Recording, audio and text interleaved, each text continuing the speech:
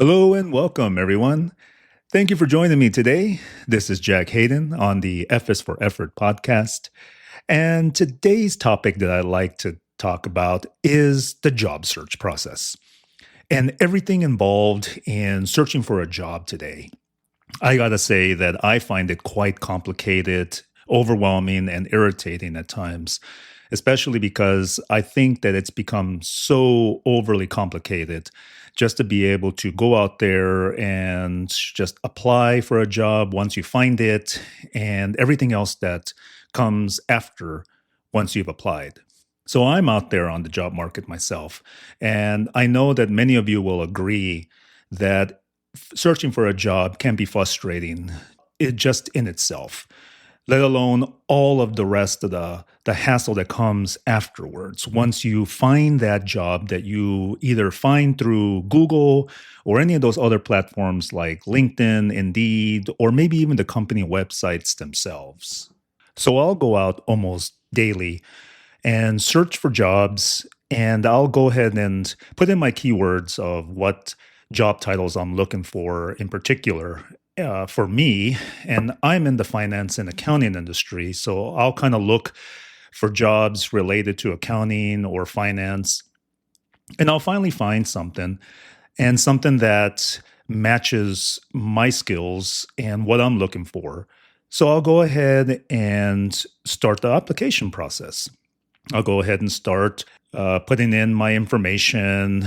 I'll go ahead and attach my resume, perhaps even a cover letter, and go through the rest of the application of what it's asking for, making sure that everything's checked off and everything's detailed as best as possible. And then I'll finally then submit the application. So I'll go ahead and wait. Perhaps maybe it could be a few days, up to maybe a few weeks before I may get contacted by the recruiter of the company. Once I get contacted, they then want to set up a screening call to be able to first get to know me, introduce themselves, and for an opportunity for me to introduce myself to the recruiter and have that initial conversation about what I'm looking for, what my skills are, and what my job history has been. So they'll have my resume there. They've reviewed it and they have an idea of what I've done and what my work experience has been. But they further want to get to know me and hear in my own words what I've done and what things I have experience in. So I'll go through, it's a good call. It's a good, simple call that I have with the recruiter. We talk, and sometimes it's just an initial screening, either phone call or Zoom call. And it's about 15 minutes, maybe half hour. And the recruiter is very informative. They then tell me what the job is about, what the company is about, what they stand for, what the company culture is like, and maybe give me some of the details about the benefits and everything else that kind of would pertain to me as a future employee of the company. They then ask me if I'm still interested once they get through all that. And of course, I'm going to be, positive about it, and I'm going to want to move forward because it's an initial screening call. And usually everything that they tell me sounds very, very detailed, very nice, about the company. So I'm excited. So I go ahead and I say, yeah, I'm very excited. I want to move forward. And they're excited about what I've done. And so they say, okay, well, we're going to go ahead and present you then to the hiring manager. And then they'll determine whether or not they would like to interview you for a second interview. So I'm all for it. I say I would love to meet with the hiring manager and have that second interview. So they will say, okay, I'll be in contact within a few days or maybe next week or however long, depending on what the calendar is for the hiring manager. So I'll say, okay, yeah, that's fine. Please let me know. And I'm very excited to move forward. So then they will then contact me. They'll either give me a phone call or an email, and they'll say, yes, the hiring manager is very interested in interviewing you. So we'd like to set something up. So again, I'm very responsive to them. I try to reply back as quickly as possible. And I say, yes, I'm very interested. Please schedule the interview. I would look forward to it. And now it's usually about a 30-minute interview that they always set up through either a Zoom call or Microsoft Teams. And I'm all for it, So because it's still a virtual interview that is on camera, I make sure that I look my best. I look as professional as possible. I'll put on that suit and I'll go ahead and research the company ahead of time and come up with questions just so that way I'm ready for the interview. And I want to look and make sure that I'm as professional as possible. So I'll go ahead and go through the interview with the hiring manager, and they come on, and I'm presenting myself again, putting my best foot forward, making myself look as professional as possible. And I go through again the whole interview process, which begins with me talking about what I've done in the past. So my previous work experience, how long I've done it for, how many years experience I have in the industry, what skills I have, and what I can do that will separate me from the other possible candidates that they have. Well, I go through again, making sure that I talk about all of those great experiences that I've had in the past. I make sure that I hit all of those key accomplishments, talk about all the skills that pertain to the job that are relevant to what they're looking for. Whether I have, experience in Microsoft Excel and pivot tables and VLOOKUPs in Excel, presentation skills. Am I a people person? Do I collaborate well in the team? And I do, and have had experience in all those things that I've just mentioned. So I get very excited, and I look and start sounding more and more excited as the interview goes. And my experience has been that my interviews with the hiring manager typically go at least half hour, if not perhaps 45 minutes to an hour. And the longer it goes, the more confident I'm feeling because conversation's flowing, we're talking, we're having a good discussion, everything seems to be going well. And I'm feeling good about the whole process because it almost seems like I've really connected with this particular person and they're liking me and I'm liking them and everything seems positive. So then they tell me that, if there's any other further questions that I have for them, and I make sure to present all my questions that I've researched beforehand on the company. And so then they'll go ahead and perhaps ask me some questions. Or if they don't, I may ask them, is there anything that I could further clarify that would guarantee that I move forward in the process? And sometimes they may have questions for me, but I have also experienced when they have told me that they had questions, but because I was so detailed in explaining myself and presenting myself during the interview, that I've answered all their questions. So they didn't have anything further for me.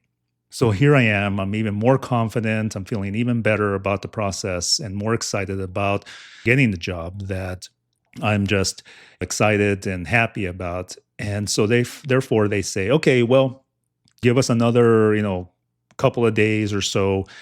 We're getting through all of the candidates and we'll go ahead and contact you about the next steps. I thank them for their time, and then we end the interview. What I like to do is then further follow up with sending them a thank you email, just making sure that I'm doing everything possible to make me stand out amongst all the other candidates that they possibly have. I'll send them a thank you email, just thanking them for their time and then reiterating what we discussed during the interview, and again hitting those key skills and experiences that make me the best possible candidate for the job. I'll send it to them, then start playing the waiting game. Because a lot of times they'll tell me that it could be maybe a day or two, but sometimes it ends up being a week and I don't hear anything back, perhaps even 2, 3 weeks. So during that whole process, I may send a follow up email to the recruiter just asking for a status update. And sometimes I'll get an update. And then at other times, I still may not hear anything back from the recruiter, even though I've sent that follow up email. So I get a little confused, a little frustrated on my end, only because I'm not sure what's going on. Did I get excluded already from moving forward? So I have no clue what's going on. But other times, I have had at least a status update from the recruiter saying, yeah, we're still trying to get through all of the candidates that are scheduled for interviews, and we'll just let you know as soon as we get through, and sorry for the delay. Okay, well, depending on the situation, okay, at least I have a status update and I continue to play that waiting game. So then once they finally contact me, they may schedule me for a third round, and I then interview with the hiring manager's boss, which is either like the senior director or the VP of the company. And then I go through a third round of interviews where I go through everything again. It's a different person, but I'm talking about the exact same things again. So I'm going through what's on my resume, my previous experience, my skills that will qualify me for the job and make me qualified for the job. So I go through the entire thing all over again. So this time it's the third round. I've already talked to the recruiter. I've talked to the hiring manager. Now I'm presenting myself to the senior director or VP. And again, just making sure that I'm highlighting everything that I've done in the past and making myself look as professional and as the best candidate as possible. So everything's going well again. They may have some questions for me, maybe not. Maybe I presented myself very well to the point to where they don't have any more questions. So it just depends on the person. But I may get to that third round. They then tell me that, okay, we have more people to interview. We'll be in contact. Everything sounds great. Sounds like you're a great candidate, and we'll be in contact. Then the waiting game starts again. So then I wait and I'm hopeful and I'm thinking that, I got this because everything so far has gone well. So I'm expecting a favorable result here, which is a job offer. And depending on the company, could take a few days. And again, I've waited up to a few weeks for another email for a status update. Well, I got to say that so far, my experience has been that I have been rejected. I get that generic email, not even really a phone call anymore from anyone, but a generic email just saying, thank you for your time.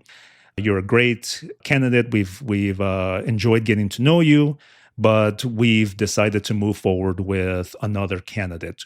Well, okay.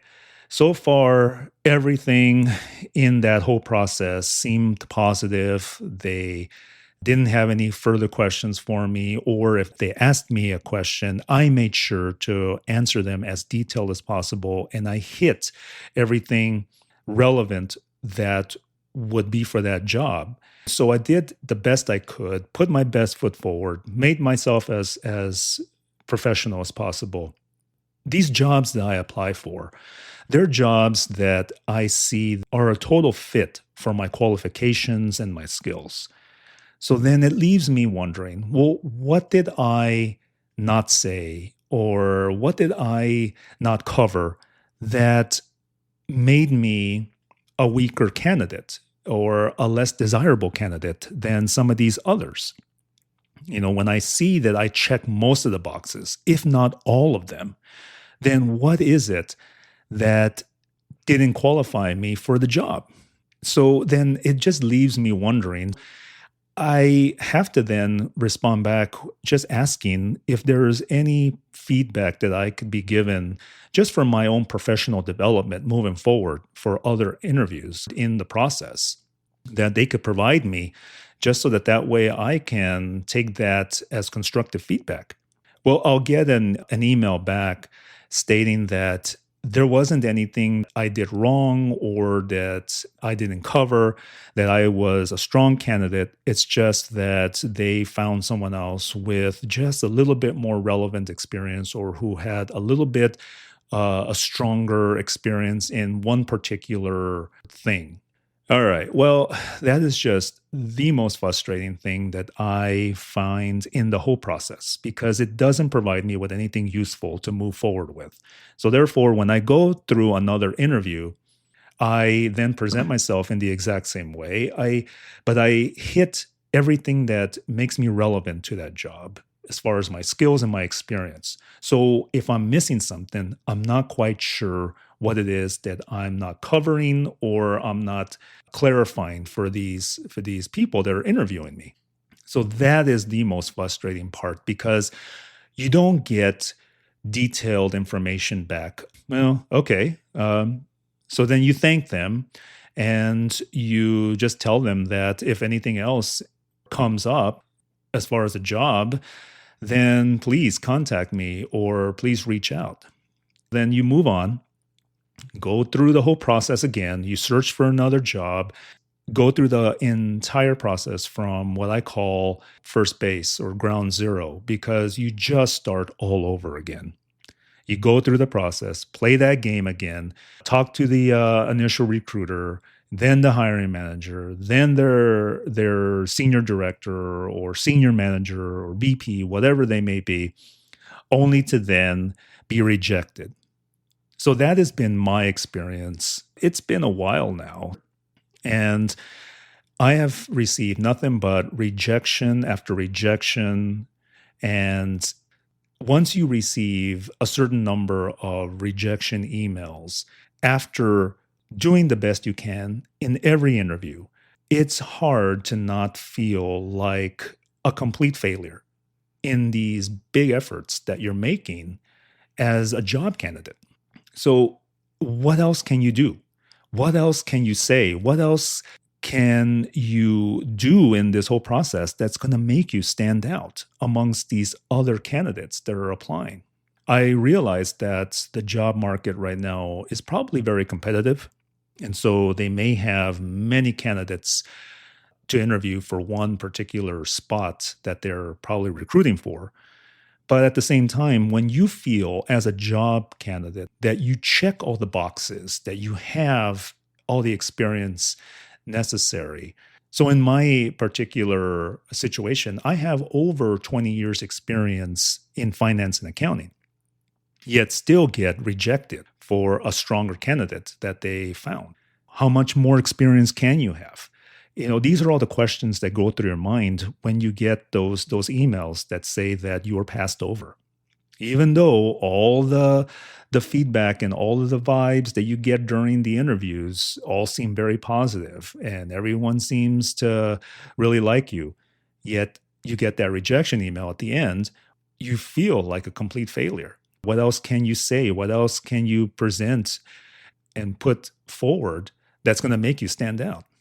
So that's the whole process that I have been experiencing time and time again. There are many jobs out there that are posted on all of these sites and the company websites themselves, which that takes a while. Just being able to go through, surf through all these jobs that are posted out there and finally find something that actually is relevant to you and sounds interesting. So you then apply for all these jobs one at a time, submit everything that's required, try to put in your resume, a cover letter. So all of that takes time, let alone everything else that's required when you're trying to prepare for these interviews that you're going through. Because I've been rejected many times, I've then have spoken to professionals that are career coaches that have given me advice about my resume. And they've told me that I have to now restructure my resume in a way that will put a professional summary at the top of the resume and then list out the skills that I have that then lead into my job experience or my work experience on the resume. That's not how my resume was structured at first. So I had to restructure as I was advised because apparently now they have all these AI bots that companies use to be able to scan resumes. So if your resume doesn't have all of these keywords or terms that they're searching for at near the top of the resume, then the AI bots will pretty much exclude your resume in a few seconds and not even go through the entire resume. So that's one of the reasons why I guess it's important to have that professional summary, hitting those keywords and those terms that make yourself a strong candidate for the position you're looking for, and you have all the skills outlined at the top. Then you have your work experience listed right after. So I've restructured that. And then I've really started using the cover letter process, where I also try to include a cover letter to be able to then further highlight why I'm a strong candidate and should be interviewed.